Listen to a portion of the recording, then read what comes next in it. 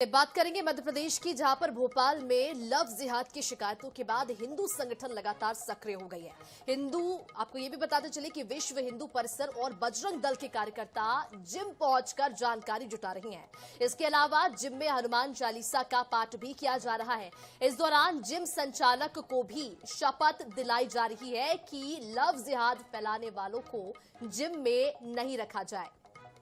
तो ये खबर है भोपाल से, जहां पर लव जिहाद को लेकर भोपाल में चर्चाएं बनी हुई है। आपको ये भी बताते चले कि अब जो विश्व हिंदू के कार्यकर्ता हैं वो जिम में पहुंचकर हनुमान चालीसा का पाठ कर रहे हैं और उनको शपथ दिला रहे हैं कि जो भी लव जिहाद जैसी चीजों को फैला रहे हैं उन्हें जिम में एंट्री ना दी जाए। चाहते हैं कि जिहाद वो पास में रहेंगे तो बात होगी तो उनको घुमाने ले जाएंगे, उनको अपने जाल में फंसा लेंगे और उनका मुख्य ये है कि भैया मैं शादी करूंगा और धर्मांतरण करूंगा। आप पहले इस्लाम स्वीकार। कभी किसी को जो है कुछ आर्थिक मदद दे करके किया जा रहा है, कभी बच्चों को जो है स्कूल के नाम पर, कभी ट्यूशंस के नाम पर, कभी कॉलेज के नाम पर, और इसी प्रकार से एक लव सेक्स जिहाद जो है जिम के नाम पर भी हो गया है।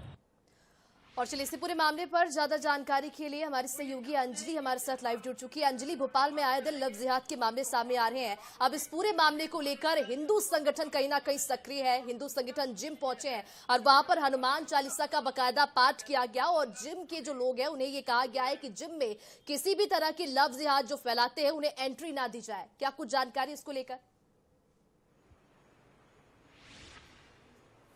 देखिए, राजधानी भोपाल में जो हिंदू संगठन है, अगर हम बात करें विश्व हिंदू परिषद की या फिर बात करें बजरंग दल की, तो उन्होंने जो है एक नई मुहिम छोड़ी है। पिछले हफ्ते ही हमने देखा था कि वो राजधानी भोपाल के अलग अलग जिम में पहुंचकर जो है वहां पर जानकारी जुटा रहे हैं कि कितने ट्रेनर हैं, उसमें कितने मुस्लिम ट्रेनर हैं और महिलाओं के लिए खास तौर पर महिला ट्रेनर है कि नहीं।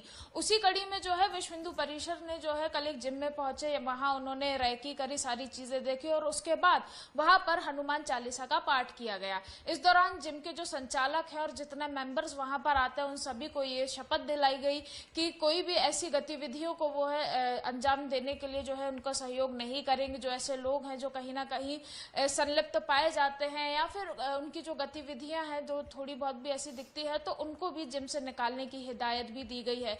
तो अगर बात करें राजधानी भोपाल में पिछले कुछ महीनों में हमने देखा कि लगातार रेप और ब्लैकमेलिंग के मामले जो सामने आ रहे हैं, जिसमें धर्मांतरण करने की भी बात कही गई, एक जो विशेष समुदाय के जो लोग हैं उन लोगों का ही नाम बार बार आना, तो एक जो है सवाल खड़ा करता है महिलाओं की सुरक्षा को लेके कि कैसे अपनी पहचान छुपाकर ये जो है पहले रेप करते हैं, उसके बाद ब्लैकमेल करते हैं, उसके बाद कहीं ना कहीं धर्मांतरण का जो है आरोप उन पर लगाया जाता है, दबाव बनाया जाता है। कुछ मध्य प्रदेश में लगातार ऐसे केसेस भी आ रहे हैं जिसमें पहचान छुपाई जाती है। फिर हिंदू लड़कियों के साथ, जो बहुसंख्यक समाज की लड़कियां हैं, उनके साथ ये कुकर्म जो है किया जाता है। उसको लेकर अब कहीं ना कहीं हिंदू संगठन जो है वो मैदान में पहुंच चुके हैं। इसके पहले भी हमने देखा था कि अलग अलग जिम वहां पर पहुंचे थे और सारी जो है डिटेल उन्होंने निकलवाई थी, क्योंकि इससे पहले जो देखा था शूटिंग एकेडमी का एक जो संचालक जो पकड़ाया गया था, उसने जो है लड़कियों के साथ ऐसी गंदी हरकतें की थी। तो अलग अलग क्षेत्र में जो है हिंदू